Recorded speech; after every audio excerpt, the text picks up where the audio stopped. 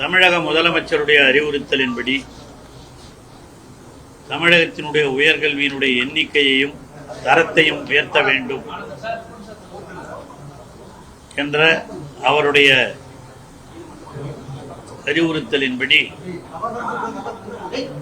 எண்ணிக்கை உயர்த்துவதற்காகவும் தரத்தை உயர்த்துவதற்குமான ஆய்வுக் கூட்டம் இன்று இங்கே நடைபெற்றது. ஆங்காங்கே இருக்கிற ஆர்ஜேடிக்கள் என்று சொல்லப்படுகிற மண்டல துணை இயக்குனர்கள் அதேபோல நம்முடைய கல்வித்துறையினுடைய செயலாளர், அதேபோல நம்முடைய டோட் அதனுடைய இயக்குனர் எல்லோரும் சேர்ந்து இந்த ஆய்வுக் கூட்டத்தை நடத்தினோம். அதிலே இந்த ஆண்டு சேர்க்கப்பட்டிருக்கிற மாணவர்கள் பொறியியல் படிப்பை பொறுத்தவரையில் அந்த பொறியியல் படிப்பில் மொத்தமாக இந்த ஆண்டு கிட்டத்தட்ட 15,000 மாணவர்கள் கூடுதலாக சேர்ந்திருக்கிறார்கள். இன்னும் சேர்க்கை நடைபெற்றுக் கொண்டிருக்கிறது. இன்னும் அதிகமாக சேர்வார்கள் என்று எதிர்பார்க்கிறோம். அதேபோல அரசு கலைக்கல்லூரி அவர்களை பொறுத்தவரையில் சென்ற ஆண்டு சேர்ந்த மாணவர்களும் இந்த ஆண்டு சேர்ந்தவர்களும் கிட்டத்தட்ட ஒரே அளவில் இருக்கிறார்கள். ஆக அந்த எண்ணிக்கையும் உயர்த்த வேண்டும் என்றுதான் தமிழக முதலமைச்சர் அவர்கள் அறிவுறுத்தலின்படி உயர்வுக்குப்படி என்ற திட்டத்தின் மூலமாக நேற்றைக்கு கூட நான் விழுப்புரம் மாவட்டத்திலே அந்த நிகழ்ச்சியிலே கலந்து கொண்டு வந்திருக்கிறேன். அந்த உயர்வுக்குப்படி திட்டத்தின் மூலமாக +2 படித்துவிட்டு கல்லூரியில் உயர்கல்விக்கு செல்லாமல் இருக்கிற மாணவர்களுக்கும் அதேபோல +2 அதிலே தேர்ச்சி பெறாமல் இருக்கிற மாணவர்கள் அவர்கள் பாலிடெக்னிக்கிலே சேர்வதற்கும் இன்ஜினியரிங்கில் சேர்வதற்கும் 10ஆம் வகுப்பிலே சேராத மாணவர்கள் ஐஐடியிலே சேர்வதற்குமான அறிவுரைகளை எல்லாம் எடுத்து வைத்துவிட்டு வந்திருக்கிறோம். ஆகவே இன்னும் சில நாட்களில் அந்த உயர்வுக்குப்படி திட்டத்தின் மூலமாக இந்த மாதம் 23ஆம் தேதி வரை இந்த கல்லூரிகளிலே மாணவர்கள் சேர்க்கப்படலாம் என்று அறிவித்திருக்கிறார்கள். அந்த அடிப்படையிலே தான் இந்த 23ஆம் தேதி வரை எல்லா கல்லூரிகளிலேயும் இடம் இருக்கிற கல்லூரிகளிலே எல்லாம் மாணவர்கள் வராண்டா அட்மிஷன் என்று சொல்லப்படுகிற அவர்கள் விண்ணப்பித்திருந்தாலும் விண்ணப்பிக்காமல் இருந்திருந்தாலும் அவர்கள் அந்த கல்லூரிகளுக்கு சென்று சேர்வதற்கான வாய்ப்புகள் அளிக்கப்பட்டிருக்கின்றன. கல்லூரி முதல்வர்களும் மற்றவர்களும் அப்படி வருகிற மாணவர்களை சேர்த்துக் கொள்ள வேண்டும் என்று அறிவுறுத்தப்பட்டிருக்கிறார்கள். ஆகவே இந்த கல்லூரியினுடைய இந்த முறைகள் எல்லாம் இந்த அட்மிஷன்ஸ் இந்த சேர்க்கை என்பது இந்த மாதம் 23ஆம் தேதி வரை நடைபெறவிருக்கிறது.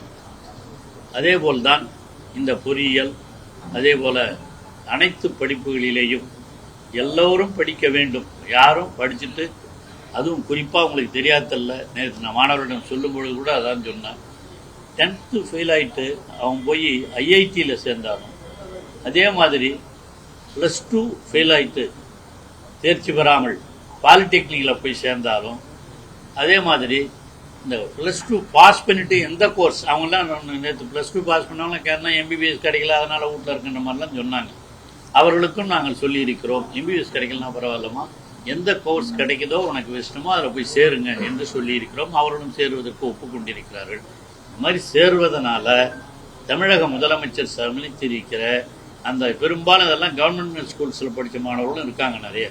அவர்களுக்கெல்லாம் பாலிடெக்னிக்கில் சேர்ந்தாலும் அதே போல் நம்ம ஐஐடியில் சேர்ந்தாலும் அரசு கல்லூரிகளில் சேர்ந்தாலும் இன்ஜினியரிங் சேர்ந்தாலும் மாதம் 1000 ரூபாய் வழங்கப்படுகிற திட்டத்தையும் அவர்களுக்கு எடுத்து சொல்லி இருக்கிறோம். அதே போல் மாணவர்களுக்கும் நம்முடைய இந்த புதுமைப்பெண் திட்டம் மட்டும் இல்லாமல் தமிழ் புதவன் திட்டத்தின் மூலமாகவும் 1000 ரூபாய் இது முதலமைச்சர் அறிவித்திருக்கிற இந்த அறிவிப்பு என்பது கிராமப்புற மாணவர்கள் அனைவரையும் மிகவும் அதை கவர்ந்துள்ளது. ஆகவே இன்னும் இந்த 23ஆம் தேதி வரையிலே நிச்சயமாக இன்னும் அதிக மாணவர்கள் சேர்வார்கள் என்று நாங்கள் உறுதியாக நம்புகிறோம். ஆகவே எல்லா கல்லூரி முதல்வர்களுக்கும் கல்லூரி இயக்குநர்களுக்கும் நாங்கள் இந்த ஆய்வுக் கூட்டத்தின் மூலமாக பல்வேறு கருத்துக்களை எடுத்து சொல்லி இருக்கிறோம். அவர்களுடைய எண்ணிக்கையையும் அதேபோல மாணவர்களுடைய கல்வி தரத்தையும் உயர்த்துவதற்காக என்னென்ன நடவடிக்கைகள் எடுக்க வேண்டும் என்பதையும் இங்கே ஆய்வு செய்து அதை அறிவுறுத்தி இருக்கிறோம். அண்ணா பல்கலைக்கழகத்தில் அதற்கான குழு நியமிக்கப்பட்ட அறிக்கைகள் இன்று அதற்கான வேலைகள் எல்லாம் நடந்து கொண்டிருக்கின்றன. அண்ணா பல்கலைக்கழகத்திடமே அறிக்கைகளை கேட்டிருக்கிறோம். விரைவில் அதற்கான நடவடிக்கைகள். கல்லூரியில் கூட அறக்கட்டளை மூலமா இப்போ பேராசிரியர் நியமனம் நடைபெற்று வருவதா, முறைகேடு நடப்பதாகவும் தொடர்ந்து புகார்கள் வந்திருக்கு. அது சம்பந்தமாக கவனத்துக்கு வந்ததா, என்ன நடவடிக்கை? அது நீதிமன்றத்திலேயே அதற்கான வழக்குகள் எல்லாம் நடைபெற்றுக் கொண்டிருக்கின்றன. அது முடிந்தவுடன் அதை பற்றி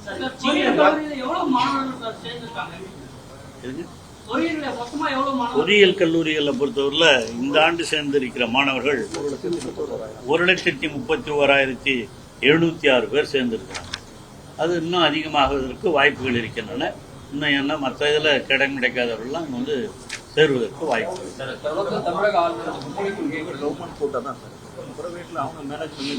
இது கவர்மெண்ட் கோட்டாவில் மட்டும் சேர்ந்திருக்கிற மாணவர்கள். தனியார் கோட்டா இருக்கு, அதுல இது 75% நம்ம கவர்மெண்ட் கோட்டா, அதுல சேர்ந்த மாணவருடைய எண்ணிக்கை தான் இது. 25% பிரைவேட் கோட்டா இருக்கு. அது பல கல்லூரிகள்ல முழுசாக சேர்ந்து இருக்கிறாங்க. சில தனியார் கல்லூரிகள்ல சேராமல் இருக்கிறாங்க. அதையெல்லாம் விரைவில் சேர்ப்பதற்கு நடவடிக்கை எடுக்கும். தொடர்ந்து இருமொழி கொள்கையில முந்தைய இருக்கிறதுனால மும்மொழி கொள்கை வேணும்னு சொல்லியிருக்காங்க. மத்திய தொடர்ந்து வலியுறுத்துகிறது, நிதியெல்லாம் பண்ணிருக்காங்க பள்ளிக்கல்விக்கு. எப்படி பாக்குறீங்க? அதுதான் நான் முதல்லயே சொல்லியிருக்கேன். நான் நேற்றுக்கும் சொன்னேன், நாங்களும் ஒரு வாரமாக சொல்லிட்டு தான் இருக்கோம். தமிழக முதலமைச்சர் அவர்களும் தெளிவாக எடுத்து சொல்லியிருக்கிறார்கள். இன்று அதற்கான காரணங்கள் கூட முரசொலியில் ஒரு கட்டுரையாக கூட எழுதியிருப்பதை சுட்டி காட்டியிருக்கிறோம். நீங்கள் அதெல்லாம் நினச்சி பார்க்கணும். இருமொழிக் கொள்கை என்பது இன்னைக்கு நேற்று வந்ததில்ல. அது 67 இருந்து இருமொழிக் கொள்கை தான் இருக்கிறது. ஒரு உதாரணத்துக்கு சொல்கிறேன். இன்னைக்கு இந்த பிரசிடென்சி காலேஜில் அப்போ இருந்தே ஒரு ஹிந்தி கோர்ஸ்னு ஒரு கோர்ஸ் ஹிந்தி படிக்கிறதுக்காக வச்சுருக்காங்க. அதில் எத்தனை பேர் படிக்கிறாங்க தெரியுமா? 3 பேர். அதுக்கு ஒரு கோர்ஸு நடத்த முடியுமா? இன்னொன்று ஹிந்தி, அதே மாதிரி மலையாளம் இருக்குது. மலையாளத்தில் 4 பேர் படிக்கிறாங்க. மலையாளம் போக அடுத்து இந்த உருதுன்னு ஒன்று வச்சா அதில் யாருமே சேரவே இல்லை. ஆனால் கோர்ஸ் இருக்குது. இதெல்லாம் தேவையா? ஆக தமிழகத்து மாணவர்கள் எதை விரும்புகிறாங்கன்னு நமக்கு நல்லா தெரியுது இல்லையா? அவர்கள் இருமொழிக் கொள்கையைத்தான் விரும்புகிறார்கள். நாங்கள் ஆப்ஷன் சொல்லித்தரோம். அது ஆப்ஷனாக படிக்கலாம். அதில் ஒன்றும் தப்பு இல்லை. எங்களுக்கு கட்டாயம் படிக்க வேண்டியது 2 மொழி, ஆங்கிலமும் தமிழும். அதைத்தான் நாங்கள் அன்றிலிருந்து சொல்லிக் கொண்டிருக்கிறோம். அதைத்தான் நடைமுறைப்படுத்திக் கொண்டிருக்கிறோம். மும்மொழி திட்டம், இன்னொரு 3வது மொழியை அவர்கள் படிக்க வேண்டும் என்று ஆப்ஷனல் என்று சொல்லி அவர்கள் படிப்பதிலே எங்களுக்கு எந்த விதமான வேறுபட்ட கருத்தும் இல்லை. அவங்க படிக்கிறத படிக்கலாம். இதுக்காகலாம் ஒரு ஒன்றிய அரசு இந்த நிதியை நிறுத்துகிறது என்று சொன்னால் அது அரசியலுக்காக அவர்கள் செய்வதை தவிர கல்வி வளர்ச்சிக்காக அல்ல.